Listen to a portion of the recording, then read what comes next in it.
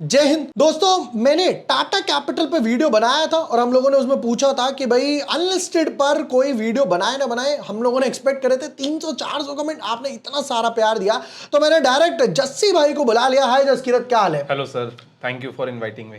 तो जसकीरत भाई जो है ये अनलिस्टेड में ही काम करते हैं भाई, इनको डीपर नॉलेज है कि भाई अनलिस्टेड में क्या फ्रॉड होते हैं, क्या रिस्क होता है। इन्होंने भी मुझे पहले टाटा कैपिटल बोल दिया था, सर मत लेना, लग जाएंगे आपके। मैं बच गया इनकी वजह से। मैंने कहा काम करते हैं, फर्स्ट हैंड नॉलेज लेते हैं ताकि सब कुछ पता चल जाए।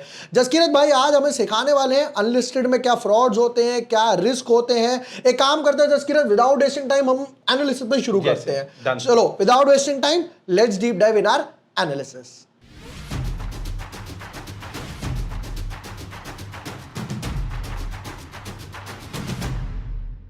बट यस, बिफोर मूविंग है, देखो आज अगर आपने मेरा चैनल सब्सक्राइब नहीं कर रखा तो भी ठीक है, बट जस्सी भाई का चैनल जरूर सब्सक्राइब कर लेना भाई। फाइनेंशियल अड्डा के नाम से भाई का चैनल है जिसपे ये सब कुछ डालते हैं, बिल्कुल फ्री है।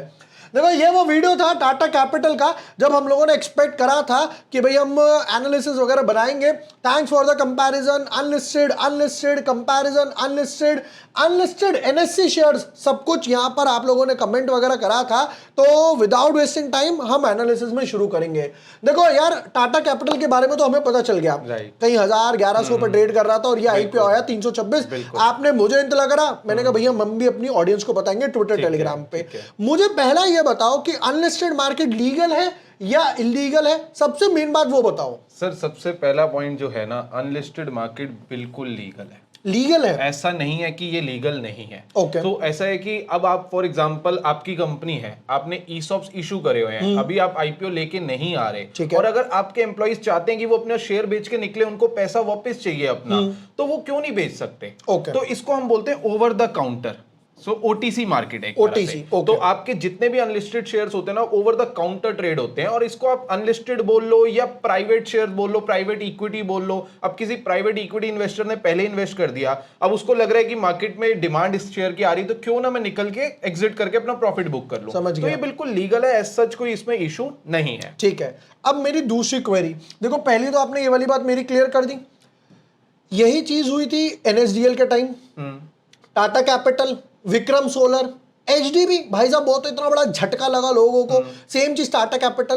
पहला चीज तो मुझे ये समझना है ये सब होता क्यों है और इन चीजों से कैसे बचे, वो जरूर गाइड कीजिए। आप ये समझो सर, सबसे पहली चीज जो हमारे लिए मेन इंपॉर्टेंट है ना, वो वैल्यूएशन। अब सर चाहे मैं अनलिस्टेड शेयर ले लूं, चाहे मैं लिस्टेड शेयर ले लूं, मुझे ये तो पता होना चाहिए ना मैं खरीद कितने का रहा हूं, उसकी एक्चुअल वैल्यू क्या है। अब मैं यहां पर कुछ लोगों की रिकमेंडेशन पे आ रहा हूं कि सर ने बोला था, या मेरा दोस्त आ गया उसने बोला टाटा कैपिटल खरीद लो, मेरा दोस्त आया एचडीबी खरीद लो, इतने का मिल रहा है, इतना रिटर्न बन जाएगा। तो ऐसा नहीं, आपको वैल्यूएशन चेक करनी है। और आज के दिन हमारे पास एनालिसिस करने के लिए बहुत सारे टूल है, जहां हमें ये पता चल सकता है टाटा कैपिटल ओवर वैल्यूड है या अंडर वैल्यूड है। टाटा कैपिटल पहले ही पता चल रहा था कि हमारा over value trade, peer comparison कर लिया। एचडीबी भी देखा जाए तो ओवर वैल्यूड चल रहा था। बट इस केस में अब आपको यह समझना है कि फॉर एग्जांपल आज मेरे को अनलिस्टेड शेयर में कोई इन्वेस्ट करना है, तो क्या उसकी वैल्यूएशन सही मिल रही है या नहीं मिल रही।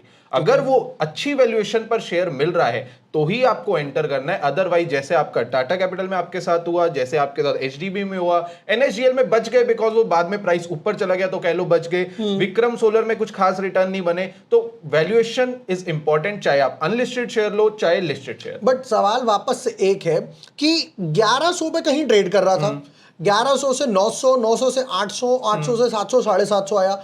आईपीओ उससे भी कम आया, आईपीओ आया कुछ 326 रुपए के आसपास, कुछ खासा गेंस नहीं बने। इतना डिफरेंस क्यों? सर इसका एक रीजन है जो मेरे को ऐसा लगता है कि कुछ डीलर्स जो होते हैं वो आपके प्राइस को मैनिपुलेट या बढ़ा देते हैं। मतलब नॉर्मल जो मार्केट है हमारा लिस्टेड, उसमें हम देखते हैं penny stocks, operator driven stocks, मतलब अनलिस्टेड मार्केट में भी ये सब मैनिपुलेशन होती है। सर थोड़ी बहुत आप कह सकते हो, क्योंकि यहाँ पर आपके पास वो तो है नहीं कि कोई प्राइस कोई वहां पर स्टॉक एक्सचेंज पे चल रहा है, प्राइस तो म्यूचुअली डिसाइडेड है। अब मैंने सपोज करो कोई शेयर लिया 300 रुपए में, मार्केट में मुझे पता चला कंपनी अच्छा परफॉर्मेंस कर रही है, वैल्यूएशन का इतना मार्केट में उसकी नॉलेज किसी को नहीं है, तो मैंने कहा विभोर सर मेरे पास मैंने आपको प्राइस नहीं बताया, मैंने कहा मैं 700 का बेच रहा हूँ। आपने कहा मार्केट में क्या रेट चल रहा है, आपको पता चला मार्केट में 800 चल रहा है, तो आप कहोगे यार 700 में 100 रुपए कम मिल रहा है, तो आपने मेरे से ले लिया और मैं आपको माल चिपका के निकल गया। बट यहां पर फिर वही चीज देखनी है कि वैल्यूएशन सही है या नहीं है। अदरवाइज अगर आपने वैल्यूएशन चेक नहीं करी ना, तो चाहे डीलर्स हो चाहे एग्जिस्टिंग इन्वेस्टर हो, वो अपना माल आपको देकर निकलेंगे ही निकलेंगे। मतलब अनलिस्टेड मार्केट में क्या ये बोला जा सकता है 70% या 70 टाइम्स में डंप किया जाता है माल?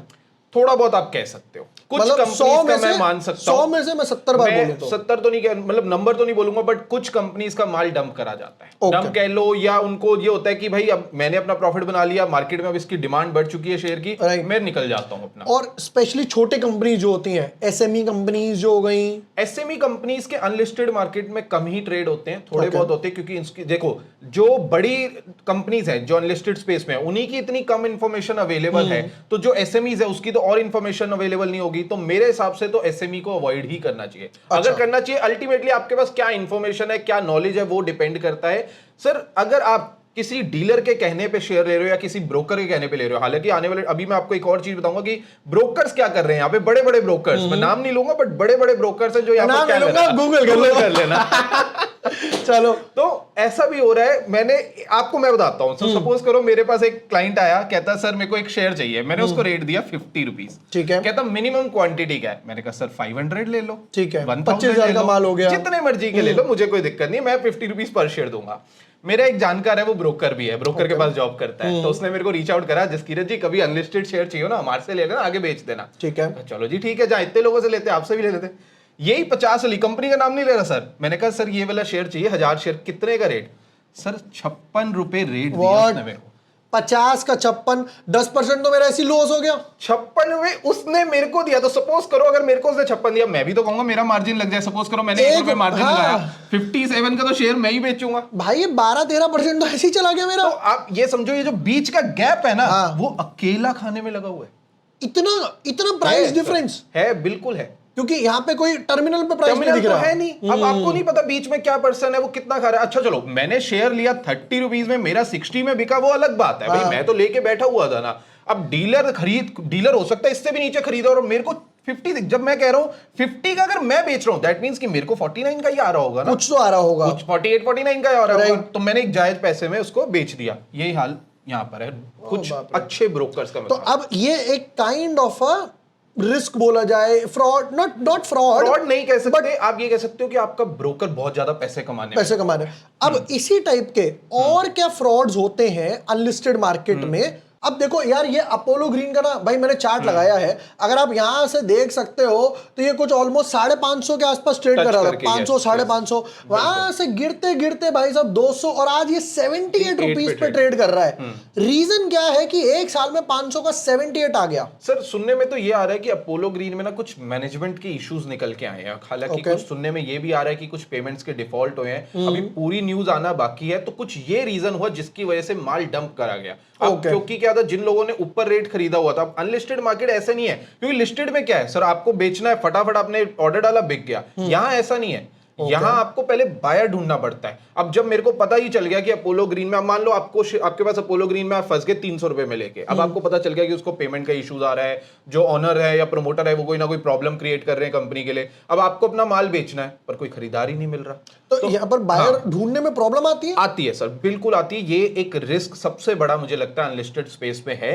कि बायर इजीली नहीं मिलते। अब मुझे पता है जब प्रॉब्लम आ गई तो मैं क्यों, अगर आप मेरे को 80 में भी अपना माल दोगे मैं नहीं खरीदूंगा, क्योंकि मुझे पता है प्रॉब्लम आ गई है। हालांकि जब वो प्रॉब्लम ठीक हो जाएगी, हो सकता है कंपनी रिकवर कर जाए, हो सकता है कंपनी में कुछ बढ़िया हो जाए, तो ये दोबारा ऊपर जा सकता है। बट अभी के टाइम पे आपको बायर मिलना थोड़ा सा मुश्किल हो गया है। ठीक है, अब सेम चीज लगाता हूं मैं एनएससी का। अब एनएससी के टाइम पर मैंने अभी सुना था कि कोई था जिसने कुछ स्कैम वगैरह हुआ था, वो थोड़ा सा गाइड करो सर। एनएससी के केस में ना हम ये नहीं बोल सकते कोई स्कैम हुआ, बट आप ये मान के चलो कि एनएससी के केस में डिफॉल्ट बहुत सारे हुए। Default as in? अब सर समझो, आपने एनएससी का शेयर लेना है, ठीक है। अब एनएससी का शेयर है 2,000 रुपए पर शेयर, ठीक है। आपने कहा जी मेरे को 10 शेयर चाहिए, ठीक कितना है। हो गया? 20,000 रुपए। अब ये 20,000 रुपए आपने एक एक्स पर्सन को दे दिया और उसको कहा कि भाई मेरे को 10 शेयर ट्रांसफर कर दे। ठीक है। अब ये एक्स पर्सन जो है आपका काफी ज्यादा, मैं कहूं तो ट्रस्टेबल बंदा होना चाहिए। ठीक है। अगर इसके मन में कुछ खोट हुआ, ये अंदर से चोर हुआ, तो ये आपके 20,000 लेके चला जाएगा और आपको कभी शेयर नहीं देगा।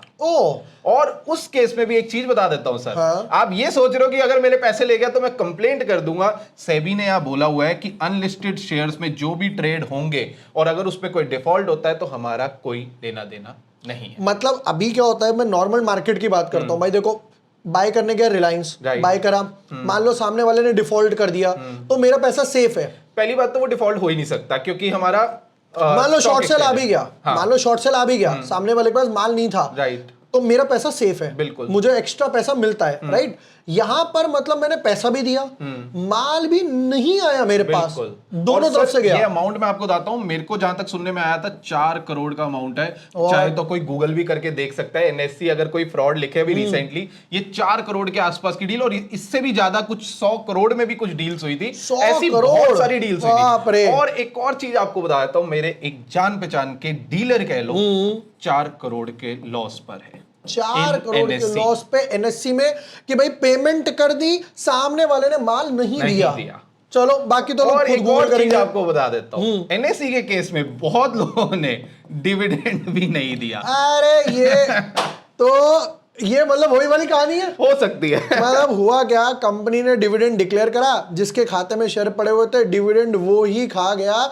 जब शेयर्स की डील हो गई, उसने आगे डिविडेंड भी देना चाहिए था, पर डिविडेंड ट्रांसफर नहीं करा। तो ये और इस टाइप के और स्कैम्स बताओ कि अनलिस्टेड मार्केट में स्कैम्स, फ्रॉड, रिस्क क्या है? आपको मेन जो है ना अनलिस्टेड स्पेस है सर, मैं इसको ना हमेशा बोलता हूं, ये ना एक प्राइवेट इक्विटी इन्वेस्टमेंट है, ठीक है। तो इसको ना ऐसे समझो आप प्राइवेट, अब फॉर एग्जांपल विभोर सर आज के दिन में एक प्राइवेट इक्विटी इन्वेस्टर है, उनको लगा कि ये फाइनेंशियल अड्डा कंपनी अच्छा काम कर रही है, आज मिल रही है सिर्फ और सिर्फ 10 करोड़ की वैल्यूएशन पे, ठीक है। इसको आज मैं खरीदता हूं कि जिस दिन ये 100, 200, 500 करोड़ की होगी तब मेरा पैसा बनेगा। बट आप एक चीज क्या कर रहे हो सर, ऐसे आप प्राइवेट इक्विटी इन्वेस्टर हो तो आप खाली फाइनेंशियल अड्डा पे थोड़ा रिस्क उठाओगे, ऐसे आप 2, 4, 5, 6, 7, 8, 10 कंपनीज में इन्वेस्ट करोगे। अब 10 सिक्कों में से मान लो 2 सिक्के, मतलब 2 कंपनी भी अगर आपकी चल जाती है तो आप एक मल्टी बैगर रिटर्न बनाते हो। बट लोग क्या करेंगे, उनको किसी ने बोल दिया ना एनएससी ले लो तो वो एनएससी लेने पहुंच जाएंगे, किसी ने बोल दिया एनएसडीएल ले लो तो वो एचडीबी बोला एचडीबी, अरे मतलब वो दिमाग ही नहीं लगाएंगे। सर आईपीओ आ रहा है, वो तो एग्जिट करना चाहेंगे, वो तो मार्केट में फैलाएंगे न्यूज पे न्यूज, समझ गया। तो आप क्यों कर रहे हो? मतलब आप थोड़ा सा प्राइवेट इक्विटी इन्वेस्टर की तरह क्यों नहीं सोच रहे? पहली चीज तो यहां पर ये पॉइंट निकल कर आया कि सारा पैसा एक कंपनी में नहीं डालना, चाहे वो लिस्टेड हो या अनलिस्टेड हो। दूसरी चीज ये निकल कर आई, कम से कम 1, 2, 8, 10 कंपनी मिनिमम डालना ही है, मिनिमम। अच्छा, आपके हिसाब से अगर अनलिस्टेड में पैसा बनाना है तो कितना मिनिमम टाइम होराइजन रखना चाहिए? सर मेरी मानो तो, क्योंकि मैंने आपको बोला private, think about like a private equity investor, मैं बड़ा इन्वेस्टर हूं भैया, मेरे को सोचना है बड़ा, तो बड़े में आपको क्या करना पड़ेगा, छोटी कंपनीज पे पैसा लगाना है, छोटी हो बड़ी हो वो अलग पॉइंट है, ठीक है। बट मेरे हिसाब से सर 5 से 10 साल दो।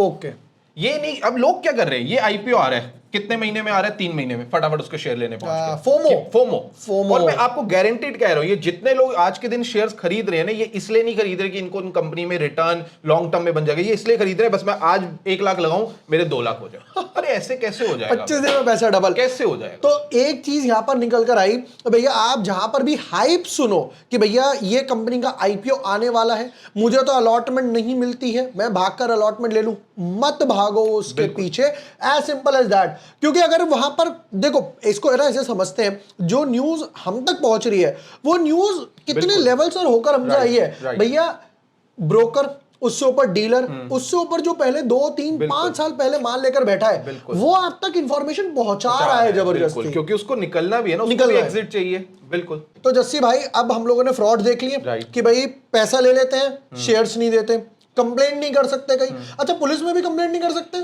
सर लीगली तो आप कर सकते हो कि फॉर एग्जांपल आपको मैंने ही शेयर बेचने थे और जसकीरत जी ने पैसा आपसे ले लिया विबोर से और उनको शेयर नहीं दिए, तो लीगली तो आप मेरे पे कंप्लेंट कर सकते हो। मैं तो आपके साथ चीटिंग ही कर रहा हूँ। बट ये कोई कॉन्ट्रैक्ट वगैरह नहीं है लीगल? इसमें भी आजकल ये हो गया कि कुछ डीलर्स तो प्रॉपर कॉन्ट्रैक्ट करते हैं। सही है, बहुत अच्छा है। ऑनलाइन मेल पे कॉन्ट्रैक्ट होता है, उसी के बेसिस पे ही डील्स होती बहुत सही है। Yes. ठीक है, तो ये सारे फ्रॉड्स रिस्क रहते हैं, रिस्क ऑफ पेमेंट, या कई बार ऐसा होता है कि भाई पेमेंट नहीं आई, पेमेंट अटक गई, शेयर्स नहीं आए, डिविडेंड की जैसे हम लोगों ने बात करी।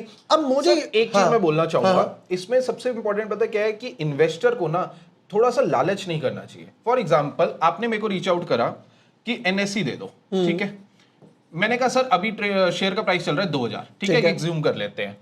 अब आपको किसी ने बोल दिया कि मैं आपको 1900 में ला दूंगा, किसी ने बोला मैं आपको 1850 में ला दूंगा। हालांकि हो सकता है, मैं मना नहीं कर रहा, बट ऐसे केस में हमने देखा गया है कि जब लोग ज्यादा डिस्काउंट्स देने लग जाए ना कि हम इतने में ला देंगे उतने में ला देंगे, ऐसे लोग ही मार्केट में फ्रॉड करते हैं। मतलब पहले मैंने आपको बोला कि भाई मैं तो 2000 में दूंगा, आपको एक बंदा आया कि नहीं सर जसकीरत से मतलब वो महंगा दे रहा होगा, मैं आपको इतने में दूंगा, और वो लेकर पैसा नहीं आता। तो मतलब लोगों को लालच नहीं करना, एक जिससे भी बाय करना है ना वो जेन्युइन पर्सन होना चाहिए। पहली चीज ये है कि आप जहां से भी अनलिस्टेड शेयर लो वो ट्रस्ट वर्दी, या तो आपका बिल्कुल जानने वाला हो। अब भाई मैं जसकीरत के साथ 4-5 सालों से काम कर रहा हूं, तो मैं उसके साथ काम करता हूं कि भैया एक काम करो, मुझे बताओ कौन सा अच्छा है। उसने कहा भैया टाटा कैपिटल अच्छा नहीं है। उसने बताया, मैंने ट्विटर टेलीग्राम पे डाला, मेरे पोस्ट से अगर किसी एक का भी पैसा बच रहा है तो मुझे अच्छा लगता है। अब दूसरा सवाल, अनलिस्टेड में क्या क्या फ्रॉड्स हुए, बट क्या अनलिस्टेड में पैसा बनता है या नहीं, वो और बिल्कुल सर, बिल्कुल बनता है। तो मैंने आपको बताया अगर प्राइवेट इक्विटी इन्वेस्टर की तरह सोचोगे तो बिल्कुल पैसा बनेगा। अब यहाँ पर आप 2 स्टॉक देख सकते हो, हम देख सकते हैं यहाँ पे एनसीडीएक्स, इसका शेयर जो चल रहा था अप्रोक्सीमेटली, चलो मैं यहाँ पर दिखाई देता हूं सर, ये जो शेयर चल रहा था अराउंड 195 के आसपास चल रहा था आज से कुछ महीने पहले ही, और आज के दिन ये 500 टच करके आया है। मैं अपना स्क्रीनशॉट भी एडिटर को बोलूंगा यहां पर डाले। जस्सी भाई ने मेरे को बोला कि सर आप एक काम करो, एनसीडीएक्स के शेयर ले लो, और हमने कुछ 200 रुपए के आसपास ही बाय करे थे आई गेस, 215 के आसपास। अभी कहां पर आ गया? अभी सर ये जो प्राइस चल रहा है वो 455 चल रहा है, बट ये टच करके आया है 520 के आसपास, 500 के आसपास गया। बट अब मेरा पैसा डबल हो गया। Right, what do you advise me कि मैं यहां पर प्रॉफिट बुक करूं या जैसे आपने कहा 5-10 साल वो होल्ड करूं? मेरे हिसाब से ये जो कंपनी है ना एनसीडीएक्स, अभी रिसेंटली आपने न्यूज सुनी थी कि इनको इक्विटी का भी लाइसेंस मिल रहा है। ओके, ऐसी न्यूज आई। दूसरा मैं आपको बता देता हूं सर, ये जो कैपिटल मार्केट की कंपनीज है ना, आने वाले साल इन्हीं के हैं। जैसे जैसे हमारी पॉपुलेशन में ग्रोथ आएगी, एक तो पॉपुलेशन हमारे पास बहुत अच्छी है, हमारे पास यूथ पॉपुलेशन है, उसके साथ साथ अभी बहुत कम लोग इन्वेस्ट करते हैं, तो जैसे जैसे इन्वेस्टर्स बढ़ेंगे कमोडिटीज में भी इन्वेस्टमेंट्स आएंगी, और ये जो एक्सचेंज है क्या है, कमोडिटी एंड डेरिवेटिव एक्सचेंज, ये बढ़ेंगे ही बढ़ेंगे, इन सबके बिजनेस बढ़ने हैं। अब होल्ड करना बेटर है, अच्छी चीज को जरूर होल्ड करना चाहिए, विनर्स को नहीं बेचना चाहिए, मेरा ये मानना है। पहला तो ये हो गया कि भाई हाँ बनता है पैसा। राइट। दूसरा एग्जांपल कौन सा बोला? एक एग्जांपल है सर ऑर्बिस फाइनेंशियल। ये आ गया अब ऑर्बिस फाइनेंशियल का चार्ट, क्या कंपनी है बताओ? कंपनी ही अपने आप में बहुत अच्छी है, मैं ये नहीं कहूंगा कि इस प्राइस पे ये महंगे है, ये वो अलग बात है, वो आप खुद वैल्यूएशन करो उसकी, ठीक है, या किसी एडवाइजर से एडवाइस लो, बट कंपनी को समझते हैं। सर कैम्स और कार्वी हमारे पास 2 कंपनी है। कैम्स जो म्यूचुअल फंड को रजिस्ट्रार सर्विस देती है, रिकॉर्ड कीपिंग करती है, और केफिन टेक्नोलॉजी, पहले कार्वी थी, केफिन टेक्नोलॉजी वो स्टॉक्स में भी देखते हैं आप, बड़े बड़े स्टॉक्स को उसी ने मैनेज करा हुआ, आईपीओस को मैनेज करा हुआ, और म्यूचुअल फंड्स को भी मैनेज करते हैं। तो ये क्या करती है? ये जो कंपनी है ऑर्बिस फाइनेंशियल, जितने पीएमएस आ रहे हैं आज के दिन, उनका जो रिकॉर्ड कीपिंग है, उनका जो सारा काम संभालना है इन्वेस्टर्स का डेटा, वो ये कंपनी करती है। अच्छा, पीएमएस के बाद एक और आया था, वो भी यही रखती है? एसआईएफ, वो भी यही कर रही है? हो सकता है, नहीं, वो अभी म्यूचुअल फंड्स, वो केफिन और कैम्स के हाथ में ही आया अच्छा, काम। ठीक है। इसके पास जो काम है वो पीएमएस और एआईएफ का है। तो इस वजह से यहाँ पर क्या, कहां पे ट्रेड कर रहा था? सर ये 125 70 रुपए के आसपास शेयर आया था आज से 2-2.5 साल पहले, आज ये 500 पार कर चुका है, और हमने इसको रीच आउट देखा, मतलब मैं थोड़ा सा लेट देखा, बट स्टिल मैंने जब देखा था तब ये 300, 350, 350 का था, वहां से भी एक 150-200 रुपए का उछाल देखने को मिला। तो मतलब बात वही हो गई, अगर जस्सी ने 5 में पैसे डाले, मान लेते जस्सी ने गलती से टाटा कैपिटल में भी डाल दिए, ऑर्बिस में भी डाल दिए, एनएसडीएल में भी डाल दिए, उसके बाद एनएससी में भी डाल, एनएससी में भी, और इससे पहले कौन सा? एनसीडीएक्स, ओयो हो गया।